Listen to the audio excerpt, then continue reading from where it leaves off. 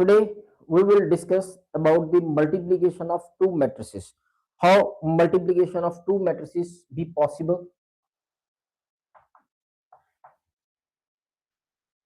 So for that,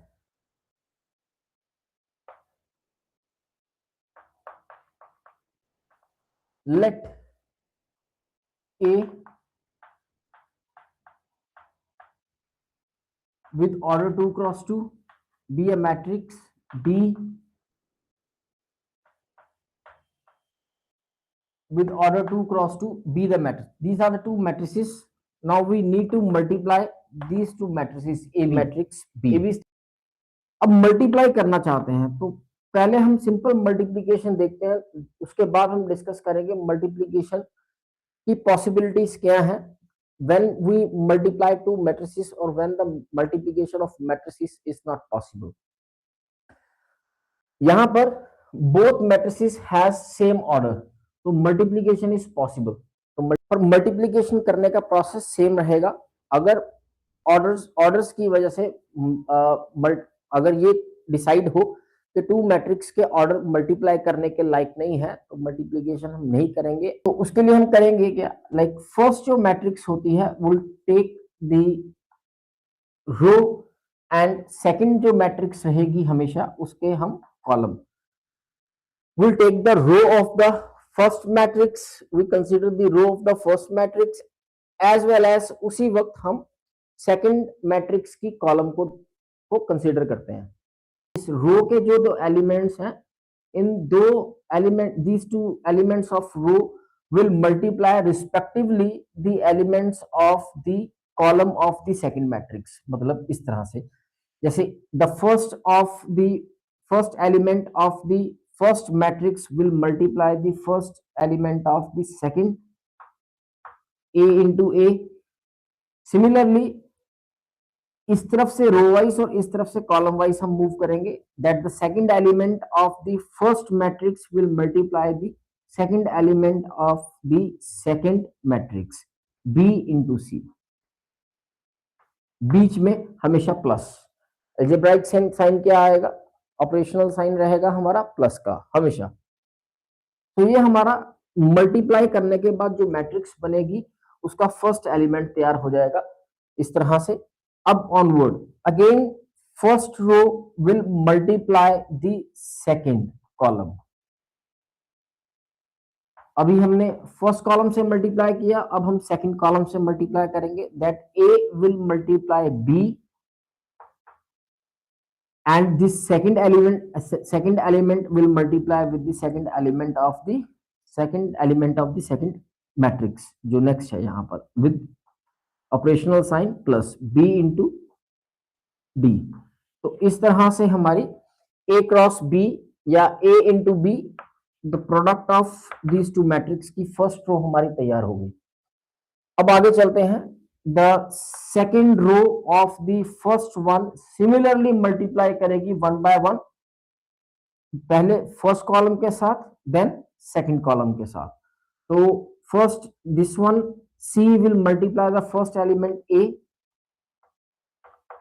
operational sign plus the second will multiply with the second DC. यहां से ये हमारे पास ये भी एलिमेंट तैयार हुआ. Last, this first will multiply the first element of the second column C, B, and D will multiply this capital D. तो इस तरह से अगेन 2 क्रॉस 2 की मैट्रिक्स हमारे पास तैयार हुई multiplication. This is the way to multiply any two matrix. फिलहाल हमने 2 क्रॉस 2 की एग्जांपल सेट की है. इसी तरह से हम 3x3 की भी एग्जांपल सेट कर सकते हैं. द मैट्रिक्स ए हम सेम यही उठा लेते हैं, A B C D and the B matrix this is 2 cross 2. तो मैट्रिक्स बी को हम डिफाइन कर लेते हैं यहां पर ए बी एंड सी. चलिए 3 क्रॉस 1 या फिर आप ये कर लीजिए इस तरह से A B C D E F. तो यहां से समझने में थोड़ी आसानी होगी। किस तरह से? इस बार मल्टीप्लीकेशन में फर्स्ट मैट्रिक्स का जो आपका फर्स्ट रो सेकंड कॉलम होता है, फर्स्ट ए बी में फर्स्ट वाली मैट्रिक्स जो होगी उसकी कॉलम को चेक करेंगे और सेकंड जो मैट्रिक्स होगी उसकी रो को चेक करेंगे। ये दोनों सेम होनी चाहिए। यहां पे 2 and 2 थी तो मल्टीप्लीकेशन हो गई। तो अब हमने क्या किया, फर्स्ट मैट्रिक्स जब हम when we start the multiplication A B, तो फर्स्ट रो की हमने जो कॉलम को 2 रखा और सेकंड मैट्रिक्स की जो हमने कॉलम है उसे, और फर्स्ट मैट्रिक्स की जो रो है वो हमने चेंज कर दी, वो हमने 3 कर दी। अब फर्स्ट की कॉलम और सेकंड की रो इक्वल नहीं है। ओके, या यूं कहिए m इंटू एन, ये इसका m इंटू एन, इसका n अब इसके m के बराबर नहीं है। ओके, तो इस केस में देखिए मल्टीप्लीकेशन किस तरह से क्या हो सकती है कि नहीं। तो यहां पे very first we take the a b c d and this is a b c d e f. So let's start the multiplication. The first one will multiply with the a plus the second will multiply with c.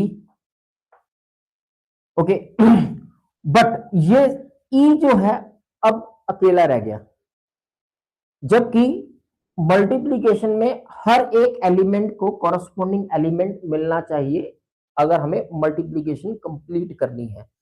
तो यहां पे first में only 2 elements थे रो में and 3 elements थे column में second के, जिसकी वजह से ई को उसका कोई भी एलिमेंट नहीं मिला मल्टीप्लाई करने के लिए। सो ये यहां पर थर्ड एलिमेंट नहीं बनने की वजह से हम ये कहेंगे the multiplication is not possible for this 2 matrix. तो यहां से एक बात क्लियर हो गई कि जब भी आप मल्टीप्लीकेशन कर रहे हो, जब भी आप मल्टीप्लीकेशन करने जा रहे हो, ओके, तो ये एंश्योर जरूर करना कि मल्टीप्लीकेशन में फर्स्ट जो मैट्रिक्स होगी उस फर्स्ट मैट्रिक्स की जो कॉलम है should equal to the row of the second one. जो सेकंड मैट्रिक्स है उसकी नंबर ऑफ रोज के इक्वल होनी चाहिए, then we can possibly do the multiplication, otherwise multiplication नहीं होगी आपकी, राइट। तो ये यहां पे ये एक इंपॉर्टेंट चीज है समझने के लिए, मल्टीप्लीकेशन कब होगी और कब नहीं हो सकती। अगर होगी तो इसी तरीके से प्रोसीड होगी, हर एक कॉरस्पॉन्डिंग एलिमेंट को, हर corresponding element of first matrix के रो के एलिमेंट के लिए सेकंड मैट्रिक्स के कॉलम में एक रिस्पेक्टिव एलिमेंट होगा जिससे वो मल्टीप्लाई करेगा।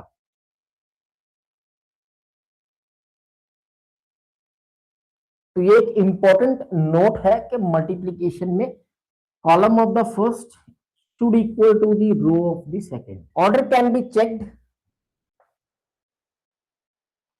Order of product matrices, या मल्टीप्लाई होने के बाद वो एक ही मैट्रिक्स बनती है। प्रोडक्ट मैट्रिक्स का ऑर्डर क्या बनता है, that number of row of first matrix into number of column of second matrix. जैसे हमने अभी लिखी थी ये मैट्रिक्स, जो अभी हमने एग्जांपल की, जिसमें हमने बताया 1 2 3 get multiplied with 2 3। After multiply करने के बाद इसका कुछ आंसर बना, इन दोनों के कॉलम एंड रोज इक्वल थे तो प्रोडक्ट पॉसिबल था। प्रोडक्ट करने के बाद जो भी इन दोनों का मैट्रिक्स आंसर बना उसका ऑर्डर, इसकी रो और इसकी कॉलम 3 क्रॉस 3 आपने देखा। तो अगर आप बिना मल्टीप्लाई किए ये बताना चाहते हो किसी भी मैट्रिक्स का ऑर्डर क्या रहेगा मल्टीप्लीकेशन में आफ्टर मल्टीप्लाई, तो आप पहली वाली मैट्रिक्स का आप सिंपल जो भी उसकी रो रहेगी और सेकंड वाले की जो उसकी कॉलम रहेगी दोनों के नंबर को उठाकर आप लिख दीजिए, तो आपको order of the product matrix पता लग जाएगा।